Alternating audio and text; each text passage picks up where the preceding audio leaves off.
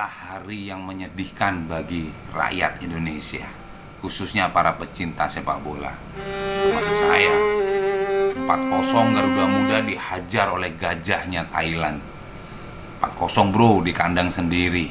Tetapi menariknya, supporter timnas Indonesia, seluruh rakyat Indonesia tetap mendukung penuh, memberikan semangat moral kepada semua timnas Indonesia untuk bisa membalas kekalahan.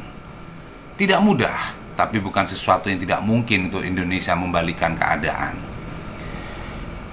Ini menariknya, seluruh rakyat Indonesia mendukung penuh timnas Indonesia, mendukung penuh Garuda Muda untuk tetap semangat dan mengalahkan Thailand di leg kedua nanti. Gak peduli itu mau kampret, mau cebong, mau kadrun, gak peduli mau Islam, mau Kristen, mau Buddha, mau Hindu, gak peduli mau Batak, mau Jawa, mau Bugis, mau Dayak, mau Bali, mau Sasak, mau Papua, gak peduli. Semua memberikan dukungan penuh kepada timnasnya, kepada tim Garuda Muda. Menarik bukan? Tidak hanya di sepak bola hal tersebut terjadi. Waktu lalu di saat tim bulu tangkis nasional kita bertanding sampai di podium juara, seluruh rakyat Indonesia mendukung penuh. Semua nonton bareng di rumahnya masing-masing, di pos kampling, di restoran, di kafe, dimanapun mereka sorak-sorai mendukung. Tidak hanya di stadion, seluruh rakyat Indonesia tanpa kecuali. Itu menariknya. Ini membuktikan bahwa olahraga adalah salah satu alat pemersatu bangsa. Olahraga adalah alat pemersatu bangsa. Ini yang menjadi pertanyaan.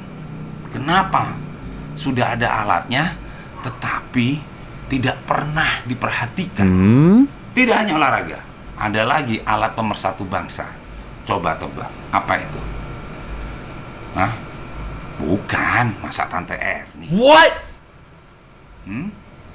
Ya, apalagi TikTokers yang ini suka pamer paha, pamer toket. Enggak lah. Mungkin mereka menjadi alat pemersatu bangsa juga. Tetapi yang jelas mereka penghancur rumah tangga. Oh my God. Bukan mereka. Nah, seni budaya. Seni budaya itu juga alat pemersatu bangsa. Salah satunya adalah seni musik.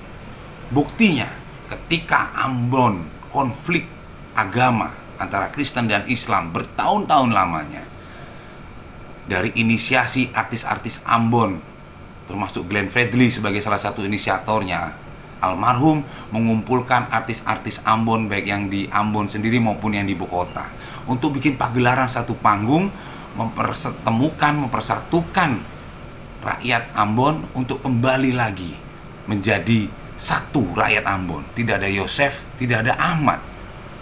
Akhirnya apa yang terjadi? Penonton Ambon, rakyat Ambon yang menonton pagelaran seni tersebut saling berpelukan dengan iringan musik yang syahdu. I love you. Penuh cinta. Saling berpelukan, saling meminta maaf. Kebayang, bertahun-tahun konflik hanya bisa didinginkan, hanya bisa didamaikan oleh seni budaya. Salah satunya musik. Ini yang harusnya pemerintah concern, lebih aware atas dua bidang ini, olahraga dan seni budaya. Jelas-jelas ini adalah alat pemersatu bangsa.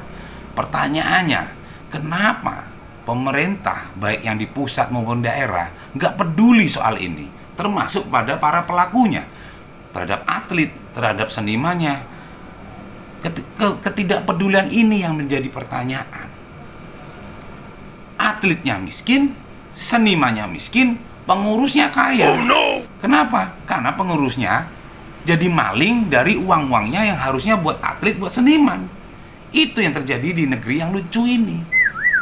Sangat ironis sekali. Jelas Indonesia sudah punya alat yang namanya musik, seni budaya, dan olahraga, tetapi tidak diperhatikan. Seandainya ini benar-benar dioptimalkan, tidak ada lagi yang namanya gap soal agama, soal suku, kampret, cebong, apalah itu, sampah. Semua dipersatukan oleh seni budaya dan olahraga. Akan menjadi keren Indonesia, makin cakep Indonesia, makin indah pelanginya di Indonesia. Ini yang harus benar-benar pemerintah perhatikan. Jangan asas manfaat atas dua bidang ini dengan memiskinkan para pelakunya. Menyedihkan. Korea Selatan bisa mengekspor seninya lewat K-pop-nya salah satunya. Negara-negara mengimport seni mereka, termasuk Indonesia yang gila-gilaan kena wabah K-pop.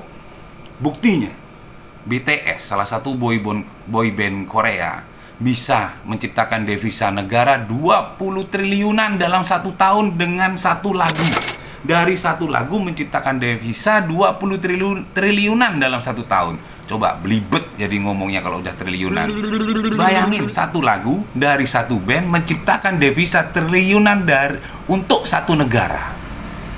Kebayang slang Dewa itu bisa lebih menggelegar lagi daripada sekedar K-pop. Kenapa? Kualitas musiknya jauh lebih daripada Korea punya. Tetapi pemerintah Korea lebih concern, lebih aware terhadap seni yang mereka tahu ini bisa menciptakan devisa, meningkatkan perekonomian negaranya. Apalagi rakyatnya bisa bersatu hanya karena sama-sama mencintai BTS. Berapa juta rakyat Korea mencintai BTS. BTS bisa mempersatukan satu negara, tidak hanya menciptakan devisa negara. Indonesia harusnya jauh lebih bisa, asal pemerintahnya peduli terhadap seni budaya dan olahraga. Pertanyaannya, kenapa sampai sekarang ketidakpedulian itu masih ada? Why?